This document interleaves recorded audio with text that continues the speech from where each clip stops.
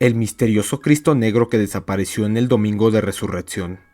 Era 1993, cuando a mis 14 años le pedí a mi madre pasar mis vacaciones de Semana Santa en casa de la abuela. Mis primos Ramiro e Ignacio, quienes vivían en la misma comunidad, recientemente nos habían visitado después de muchos años, y había descubierto que tenía una gran afinidad con ellos, por lo que quise pasar esos días de primavera conociéndolos más y conviviendo donde ellos vivían, un pueblo en Aguascalientes al que yo nunca había ido, ya que nuestros familiares que radicaban en ese lugar siempre preferían visitarnos antes de que nosotros los visitáramos, pero aquel periodo vacacional le rogué a mis padres que me dejaran ir. No tuvieron problema en aceptar. Mi primo Mauricio también era de aquí de la ciudad. Pronto se unió al plan. En el pueblo de mi abuela todo era tranquilo, como se podía esperar en cualquier comunidad rural en los años 90.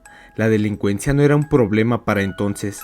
La vida era calmada, sin muchas cosas para entretenerse más allá del trabajo, fiestas y la religión. Los días eran claros y soleados. Un aire de tranquilidad se respiraba todo el tiempo en aquel lejano paraje.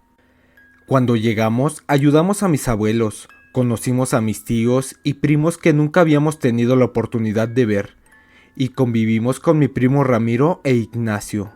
Los cuatro prácticamente éramos de la misma edad y formamos un grupo inseparable, en el cual yo me sentía muy cómodo. Jugábamos fútbol, paseábamos por la presa de Saucillo y pasamos tardes enteras platicando sobre las diferencias de vivir en la ciudad y en este lugar.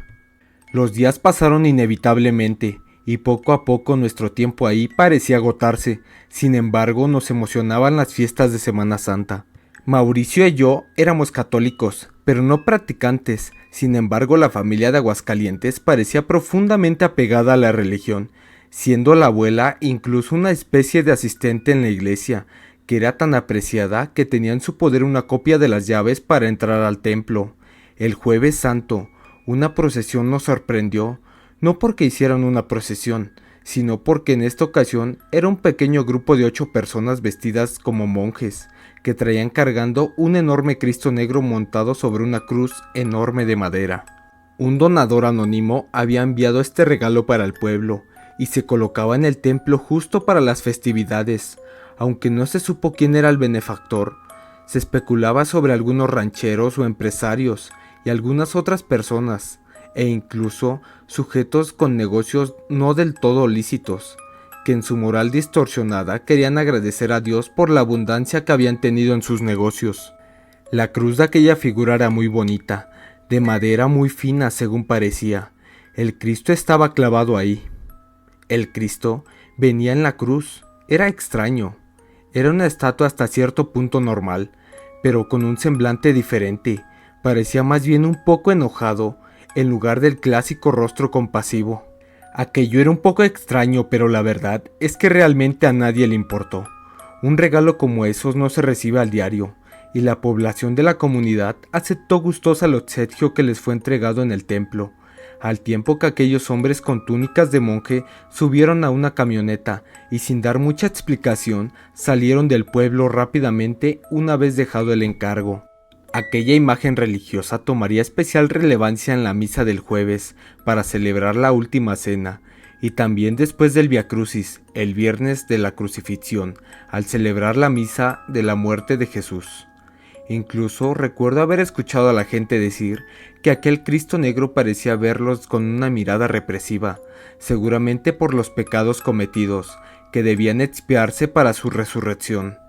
Como dije, siendo católico pero no practicante, realmente no sentía mucho apego al significado de estas fiestas, pero me fascinaba al ver el fervor con el que la gente actuaba con aquellos ritos ancestrales, y de hecho, esa fue una de las cosas que me llevó a convertirme en psicólogo.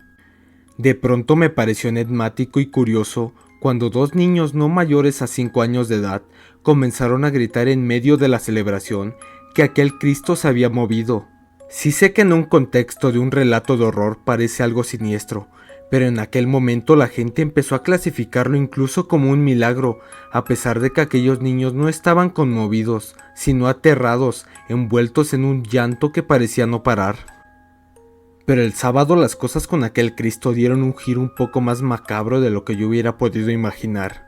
La misa y la vigilia de Pascua se celebraron entre la noche del sábado y las primeras horas del domingo, como un momento de contemplación y preparación para la resurrección de Cristo. Sin embargo, aquella misa este año no se llevaría a cabo en el templo, debido al gran número de fieles asistiendo a la iglesia para ver aquella figura religiosa nueva adornando la parroquia. Por ello se tomó la decisión de llevar a cabo la celebración de varias horas en el jardín justo enfrente del templo, a pesar de que el Cristo nuevo, siendo de un tamaño considerable, se dejó adentro del templo. Esa celebración duró varias horas, y conforme el tiempo fue avanzando, la gente naturalmente se fue cansando, y se acercaba la 1 a.m., cuando terminó todo. La gente del pueblo salió directo a sus casas, dejando pocas personas ahí, con un montón de bancas y objetos que regresar al templo. Y claro, aunque no éramos los únicos, los jóvenes fuimos los que resultamos seleccionados para hacer ese trabajo. Mientras mi abuela y otras vecinas platicaban con el sacerdote, que estaba por despedirse del lugar, rumbo al poblado cercano donde vivía. Mi abuela me dio las llaves y mis primos y yo comenzamos a regresar los bancos, los cirios y algunas imágenes religiosas al templo que parecía no tener luz. Le grité a la abuela que los focos no servían, y me gritó de vuelta que tal vez los fusibles habían botado, pero que dejáramos las puertas abiertas para que entrara un poco de luz del alumbrado público.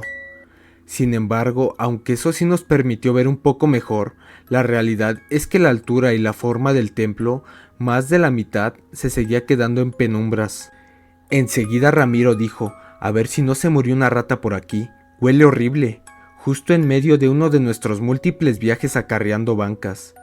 Y es que dentro del templo, un olor nauseabundo y fétido se sentía inundando todo el ambiente y parecía hacerse más fuerte. Él seguía diciendo que justo en el fondo, cerca del altar, a veces ponían veneno, y que mañana revisáramos a ver si encontrábamos algunas ratas ya tiesas.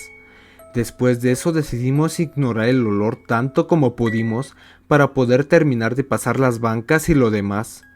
En lo personal, había algo que me molestaba mucho más que ese horrible aroma. Cada vez que entrábamos al templo había un pequeño sonido por ahí, como si alguien rascara el piso de piedra, con unas uñas tallándose con los materiales de ese lugar. Debido a la explicación de las ratas muertas, pensé que tal vez otro de esos animales había sido envenenado, y estaba teniendo algunas clases de espasmos o convulsiones en ese momento, pero nos iba a ser imposible encontrarlo debido a aquella oscuridad. Ya salimos por última vez al jardín, pues la abuela ya únicamente nos estaba esperando a nosotros con su vecina. El sacerdote ya se había retirado y nosotros lo único que nos hacía falta cargar eran las 4 bases doradas de cirios de la iglesia. Cada uno de nosotros tomó una de esas bases y nos dirigimos al interior del templo, pero cuando las dejamos en ese lugar, mi primo Ramiro gritó muy fuerte. Al preguntarle qué había ocurrido, nos dijo que le había pasado algo rozando la pierna. Los demás nos burlamos y le dijimos que seguramente era un gato, pero entonces yo sentí algo pasar detrás de mí, y ese ruido de al parecer algo que rascaba también se había movido a la misma dirección. Mis primos también habían sentido algo, porque 2 de ellos, al parecer, dieron un salto enorme emitiendo un sonido de sorpresa. Ignacio sacó de su chamarra unos cerillos y encendió rápidamente un par de cirios de la iglesia, y tomando uno con sus manos empezó a alumbrar el piso del templo, con nosotros a sus espaldas, esperando encontrar el animal que seguramente se había metido. Mauricio dijo que sí creía que era un gato, por eso el sonido de garritas, mientras que los 4 estábamos agachados, llamando con sonidos a lo que creíamos que era un felino, pero aquellos rasgueos se movieron por sobre el piso de madera y parecieron llegar detrás del altar. Mauricio, Ignacio y yo fuimos detrás de ellos, y Ramiro, un poco fastidiado, se quedó de pie cerca de la puerta. Estábamos los 3 agachados detrás del altar y justo por enfrente de la cruz, cuando aquel rascar de uñas pareció estar sobre nosotros. Fue entonces cuando Ramiro gritó aterrorizado y nos dijo que nos quitáramos de ahí, pero antes de hacerlo, los 3 instintivamente volteamos hacia arriba, únicamente para ver una forma, cosa o animal totalmente negra que parecía subir rascando aquella cruz nueva, moviéndose como lo hace una iguana. Los tres nos echamos para atrás e intentamos ver con más claridad aquella cosa, pero aunque la luz del cirio alumbraba tenuamente esa área, fuera lo que fuera, aquello pareció no recibir luz, y se mantuvo totalmente oscuro, una sombra de algo que no podíamos explicar. Entonces aquella cosa de repente terminó de subir por la cruz, y se perdió entre la oscuridad, pero no sin antes dejarnos a los cuatro horrorizados y confundidos, pero no por aquel ser, sino por algo más aterrador que notamos en ese momento.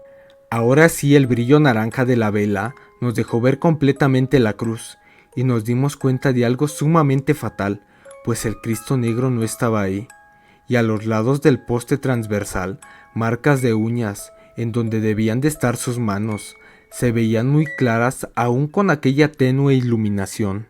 De pronto se escuchó que alguien dijo: «Cuéntenme sus pecados». Fue una voz horrible y profunda, que resonó por el templo. Enseguida Mauricio, Ignacio y yo solo volteamos a vernos confundidos y aterrados, mientras Ramiro ya estaba dando unos pasos hacia atrás para salir de la iglesia.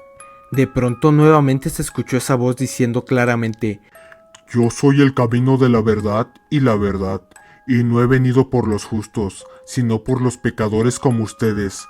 Venid a mí». Tras estas horribles palabras, mis primos y yo corrimos con gran velocidad. Sin embargo, al salir corriendo del templo, entre la confusión, dejamos el cirio prendido, y después del regaño de la abuela, ella se dirigió a cerrar el templo fastidiada, aunque le rogamos que no lo hiciera. Pero viéndola dar pasos firmes hacia allá, notamos que aquella luz del cirio que habíamos dejado encendida ya se había extinguido. Extrañamente, con el tiempo llegamos a la conclusión de que la abuela tal vez sí vio algo o sintió algo, ya que únicamente regresó, se paró fuera del templo, cerró las puertas y regresó hacia nosotros, rezando casi de manera silenciosa y con su rosario en la mano de forma discreta. La abuela nunca aceptó la existencia de algo paranormal ahí, y a la mañana siguiente se mostró sorprendida y consternada, como todos en la comunidad, al no encontrar el Cristo en aquella cruz. Los pobladores estaban confundidos, molestos, tristes. Creían que alguien les había robado aquella figura religiosa. Nunca se dijo nada más. Sin embargo, la abuela sí tuvo una reunión con 4 personas cercanas a la iglesia y con el sacerdote, y por alguna razón que nunca nos dijo, decidieron enterrar aquel crucifijo vacío en el panteón municipal. Por ello creo que la abuela sí vio o escuchó algo aterrador cuando entró a la iglesia. Fuera de lo que hayamos vivido mis primos y yo, aquella noche el mayor problema fueron los horrores que a partir de ese día comenzaron a presentarse en el pueblo, pues la gente decía, y aún siguen diciendo, que escuchan lamentos, pasos de caballos y que se ven sombras en las calles vacías, al igual que han visto un Cristo, o mejor dicho, a alguien haciéndose pasar por un Cristo. Gracias por escuchar esta historia y no olvides seguir la página de Creepydatos y más.